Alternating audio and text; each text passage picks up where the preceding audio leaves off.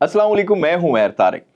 नाज़रीन, एप्स्टीन के हाथों शिकार होने वाली एक खातून 2020 में एफबीआई को ये शिकायत करती है कि 1984 में जब वो सिर्फ 13 साल की उम्र में थी तो इसे ट्रैफिक किया गया, वो भी इस वक्त जब वो प्रेग्नेंट थी।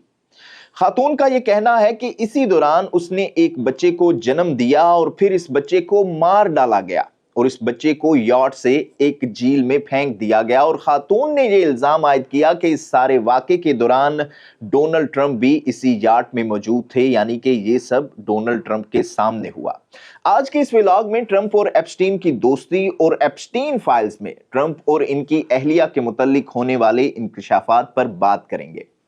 नाज़रीन, आज से एक हफ्ता कबल अमेरिकन डिपार्टमेंट ऑफ जस्टिस ने जब 30 लाख से जायद एप्स्टीन फाइल्स को पब्लिक किया तो इसमें हैरान कुन तौर पर जिस शख्सियत का नाम सबसे ज्यादा बार लिया गया वो कोई और नहीं था बल्कि अमरीकी सदर ट्रंप था। न्यूयॉर्क टाइम्स की हालिया रिपोर्ट के मुताबिक इन फाइल्स में 5300 से जायद मर्तबा ट्रंप का जिक्र किया गया। इसके अलावा फ्लोरिडा के मारा लागो क्लब और ट्रंप की अहलिया के मुतल्लिक 38,000 से जायद हवाले और अल्फाज भी इन फाइल्स में सामने आ चुके हैं। नाज़रीन, ट्रंप और एप्स्टीन की दोस्ती 80 की दहाई में शुरू हुई, जहां एप्स्टीन एक तरफ इन्वेस्टमेंट के शोबे में रातों रात तरक्की कर रहा था तो वहीं ट्रंप अमेरिका के young emerging real estate tycoon की हैसियत से नाम कमा रहा था। एप्स्टीन ने 1984 में पाम बीच खरीदा तो ट्रंप ने 1985 में फ्लोरिडा में $70 मिलियन से जायद की रकम अदा करके फ्लोरिडा की सबसे कीमती और हुकूमती मलकियत प्रॉपर्टी मारा लागो पैलेस खरीद लिया, जिसके बाद ट्रंप और एप्स्टीन की दोस्ती और गहरी हो गई। नाज़रीन, 2002 में न्यूयॉर्क मैगजीन को एक इंटरव्यू में ट्रंप ने जेफरी एप्स्टीन के बारे में जो बात कही वो आज भी रिकॉर्ड पर मौजूद है, जिससे साफ पता चलता है कि ट्रंप एप्स्टीन के इस घिनौने धंधे के मुतल्लिक बहुत पहले से जानता था। ट्रंप ने अपने इस इंटरव्यू में ये अल्फाज अदा किए कि जेफ को वो 15 साल से जानता है, वो लाजवाब आदमी है, वो साथ रहने में बहुत मजेदार है और कहा जाता है कि वो हसीन खवातीन को उतना ही पसंद करता है जितना मैं करता हूं और इनमें से बहुत सी कुछ छोटी उम्र की खवातीन भी होती हैं। ये अल्फाज थे 2002 में ट्रंप के, जो उन्होंने जेफरी एप्स्टीन के हवाले से अदा किए थे। नाज़रीन, 80 की दिहाई में ट्रंप और एप्स्टीन की रफाकत की बात करें तो ट्रंप होटल के साबिक सदर जैक ऑल्डेन ने ये CNN को इंटरव्यू देते हुए दावा किया था कि 1989 में ट्रंप और जेफरी एप्स्टीन अक्सर एक साथ आते थे और एक मौके पर वो दोनों किसी तकरीब या रात के वक्त कैसीनो फ्लोर पर मौजूद थे और यहां उनके साथ बार में कम उम्र खवातीन भी कैसीनो फ्लोर के ऊपर मौजूद थीं। नाज़रीन, ये किस्सा यहां पर ही नहीं खत्म होता बल्कि वक्त के साथ साथ इन दोनों की दोस्ती और भी पक्की होती जा रही थी। ट्रंप और एप्स्टाइन की सबसे मशहूर जमाना फुटेज 1992 की है, जहां मारालोगा की एक पार्टी में ट्रंप, एप्स्टाइन और ग्लेन मैक्सवेल साथ में मौजूद थे। ट्रंप और एप्स्टाइन के किरदार का एक मशहूर केस 1993 में सामने आया।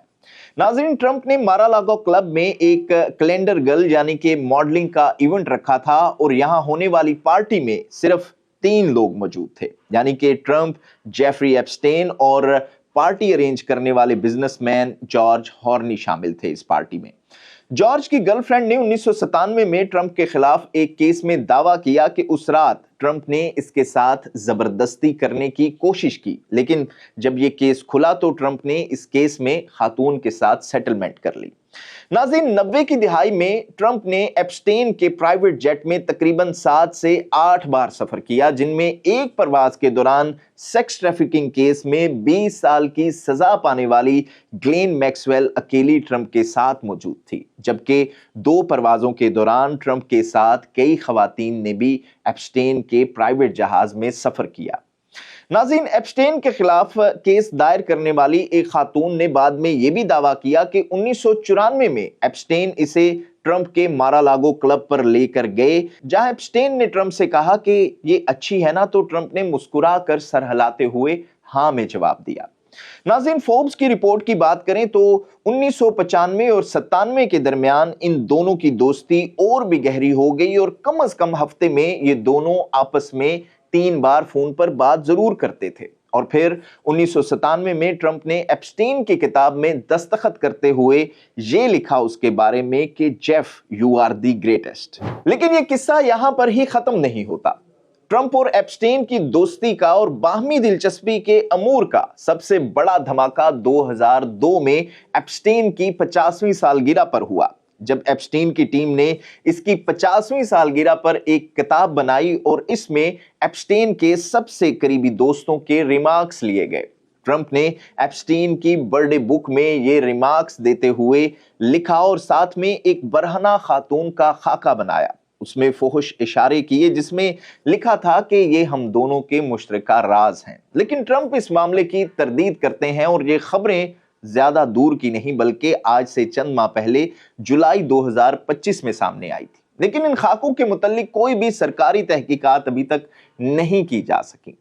नाज़रीन, एक केस में यह भी इंकशाफ हुआ कि एप्स्टीन के हाथों दरिंदगी का निशाना बनने वाली खातून, जो कि ट्रंप के मारा-लागो क्लब में काम करती थी और इसे मैक्सवेल ने वहां भर्ती करवाया था। दोनों के दरमियान ये दोस्ती और लेन देन 2004 तक बरकरार रहा। लेकिन फिर पाम बीच में एक प्रॉपर्टी की खरीदारी या नीलामी के मामले पर दोनों में इख्तलाफ हुआ और फिर दूरियां भी पैदा हो गईं। सिर्फ इसके एक साल बाद यानी कि 2005 में जब एप्स्टीन के खिलाफ केस खुला तो 2007 में ट्रंप की तरफ से यह बयान सामने आया कि उन्होंने मारा-लोगा क्लब में एप्स्टीन और मैक्सवेल की एंट्री पर पाबंदी लगा दी है, क्योंकि ये स्पा के कामों में मुदाखलत करते हैं, यानी वही स्पा जहां मसाज दिए जाते थे। और एप्स्टीन के केस में जो मामलात सबसे ज्यादा खुलकर सामने आए थे वो कम उम्र लड़कियों से मसाज लेने के ही थे। तो नाजरीन, ये था एक मुख्तसर सा किस्सा ट्रंप और एप्स्टीन की दोस्ती का या इनकी रंग रलियों का। लेकिन वहीं